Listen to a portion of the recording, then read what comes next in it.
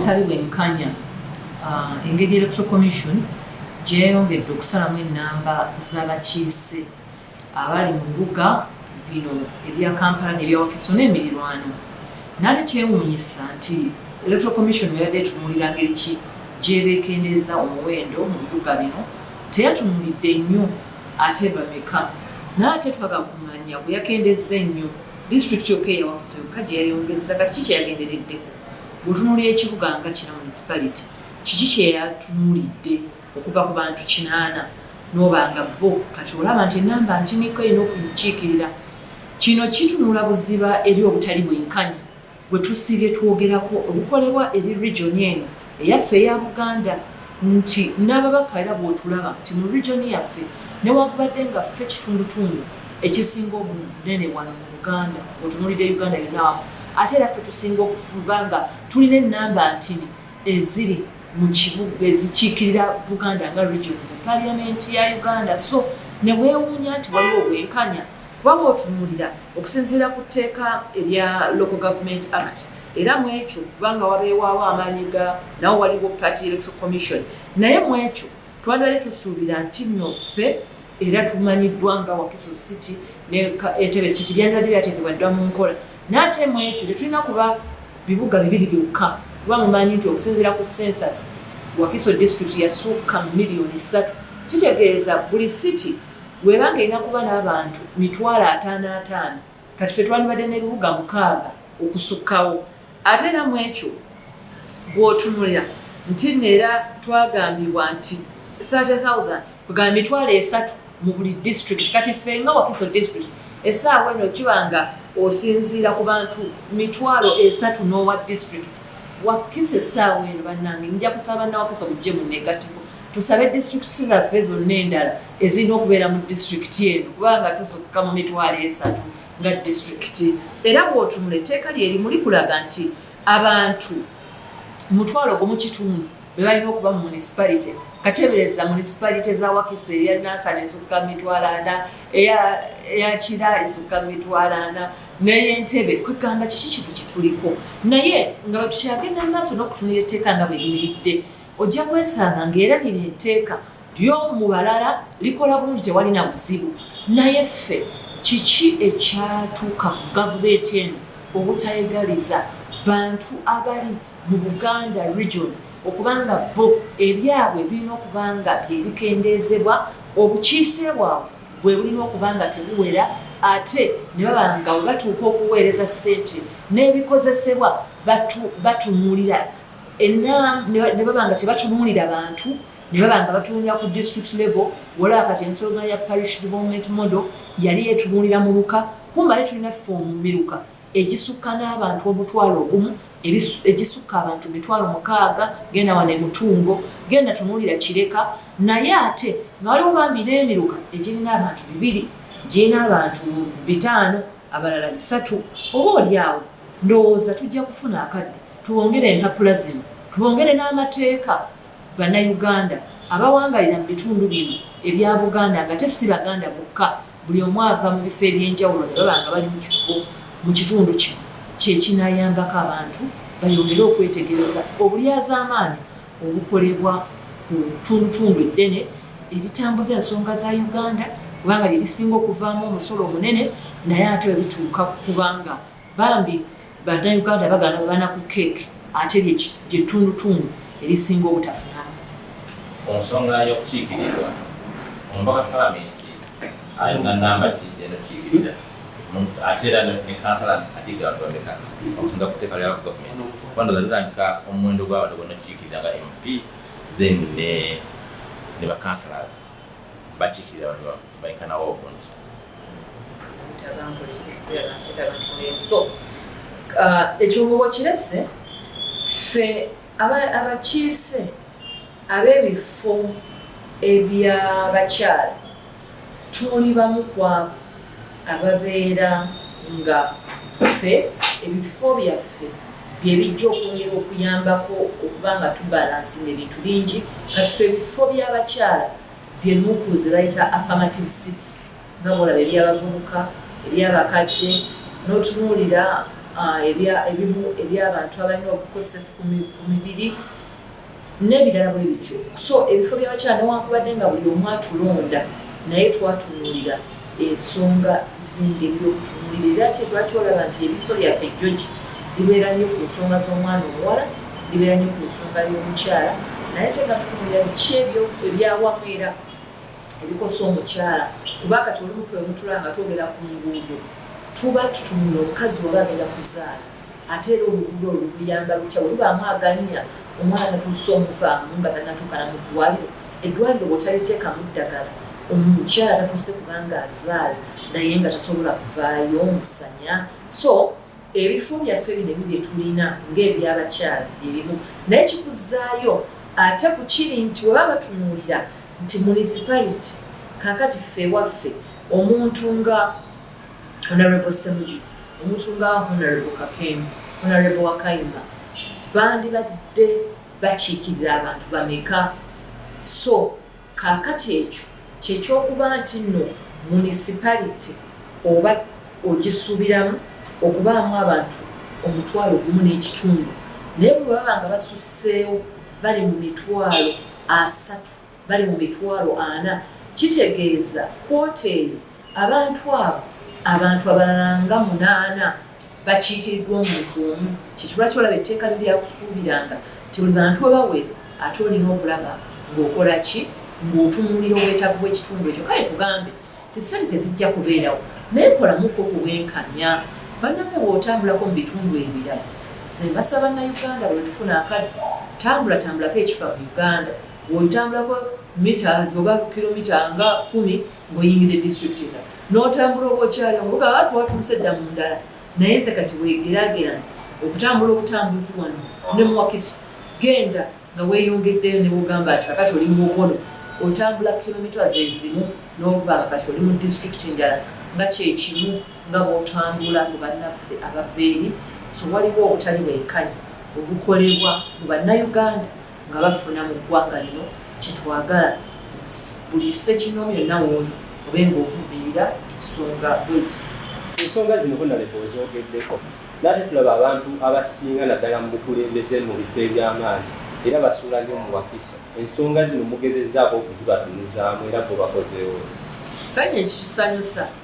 buli omu buli waabanga alaba nti ffe bannawakiso twogera oba baddakampa twogera naabanga tafaayo amaliriza buli muntu munene ali mu ofiisi emu mu Uganda emirimu agikolera muno mu kibuga Kampala ate ebiseera ebisinga dormitory ya Kampala ye Wakiso era ne batuuka okubanga bagenda kuddayo mu binnya byaffe byebimu ne batuuka olumu alwaddemu ng'alina okugenda mu malwaliro gaffe aga Wakiso agataliimu ddagala naye ng'ekyo kiraba nti abantu okutaagaliza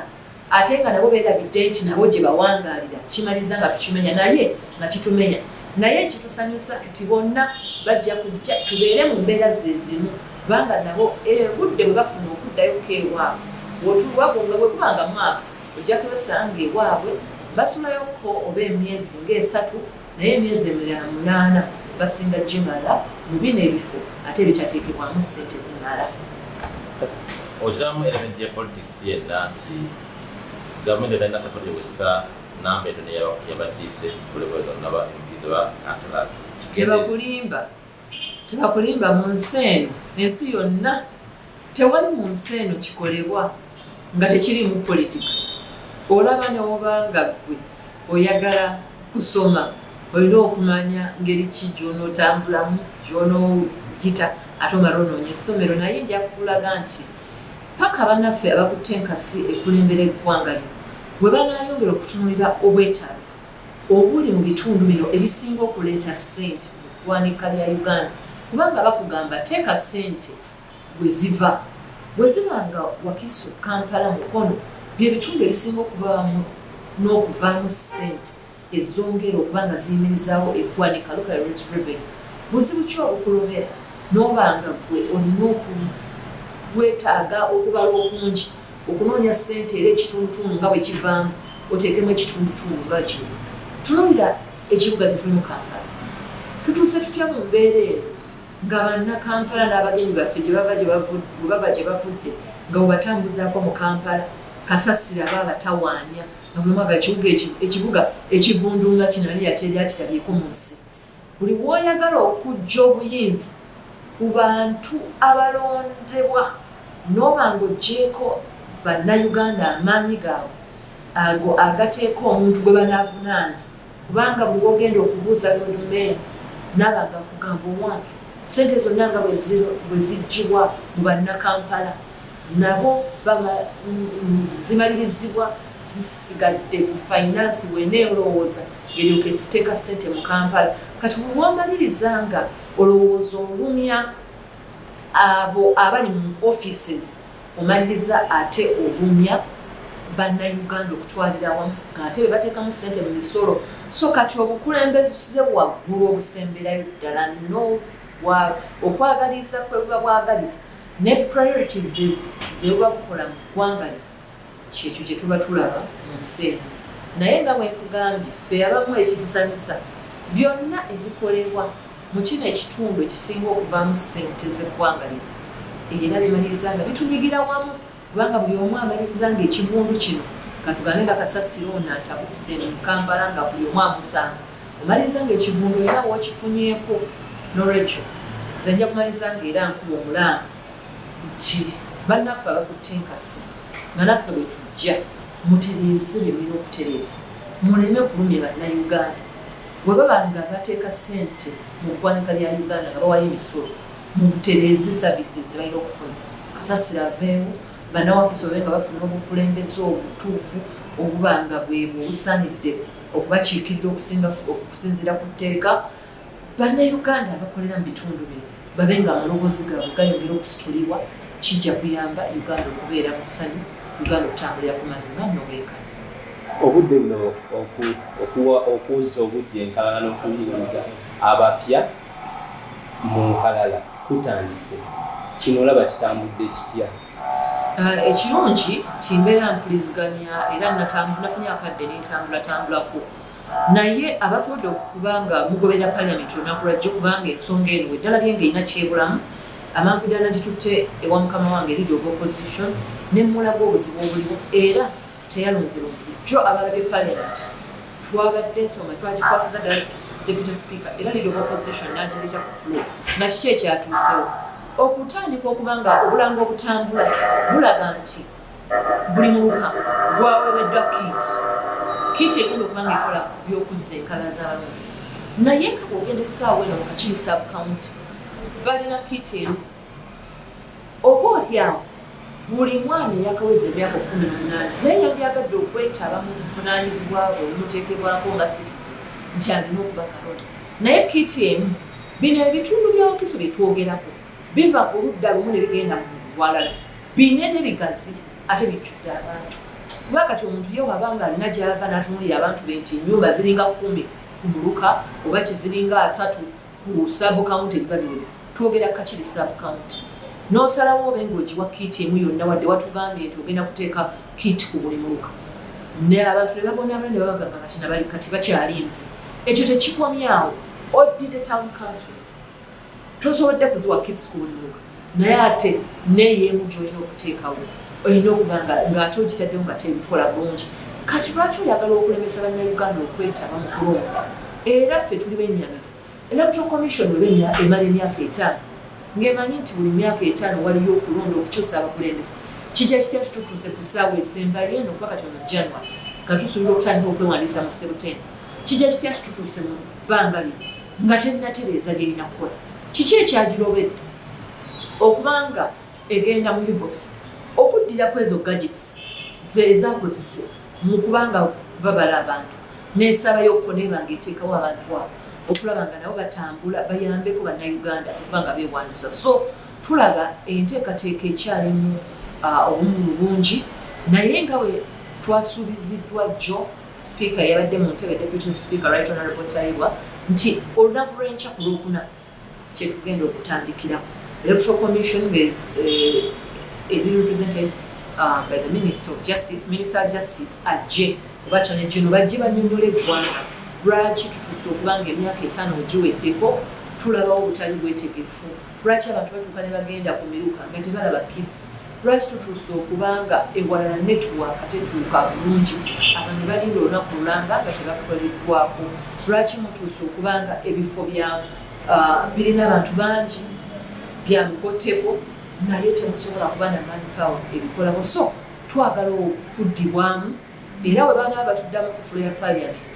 tugenda kubanga tufuna ansa eri bannayuganda bonna essaawa eno abasobeddwa engeri enteekateeka gye zitambulamu naye ate kimenya ti n'okubanga abantu bamanyi nti ddala ebintu birina okutambula ba LC1 LC2 bonna tebanategeezebwa mu budde buno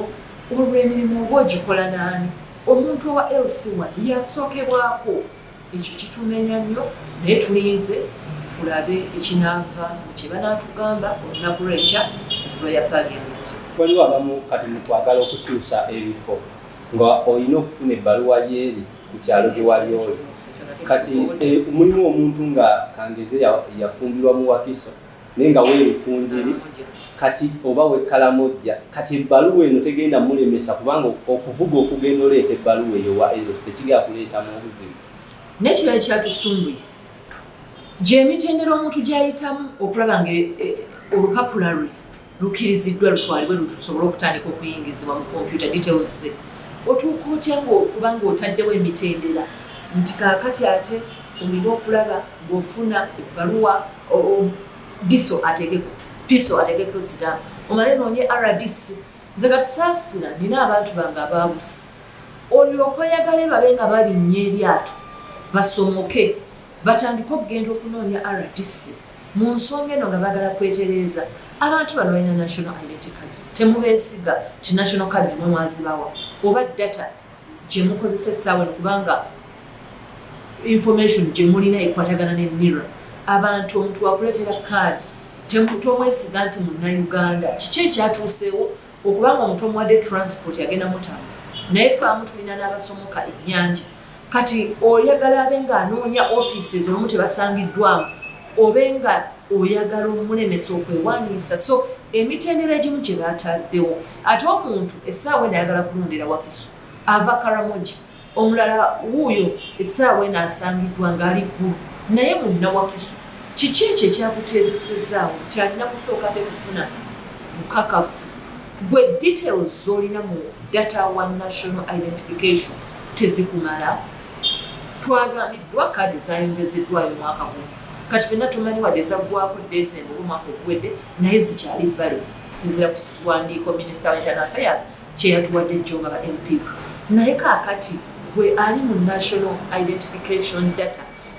tosobola kukola system fa abantu akola systems newankubadde tuli mu politics naye oteeka mu test n'olaba adjusting lwaki essaawa eno oyagala okutambuza munna Wakiso omugamba asooka addeyo eggulu addeyo ebusheeri addeyo yonna gye yava ate alyoka akyusa abe ng'agenda kuba nga akolera wano oba ng'ayolondera wano so tusaba ebintu ebimu nga wadde enkyala agenda tuleetera statement naye aba electoral commission mubitereeze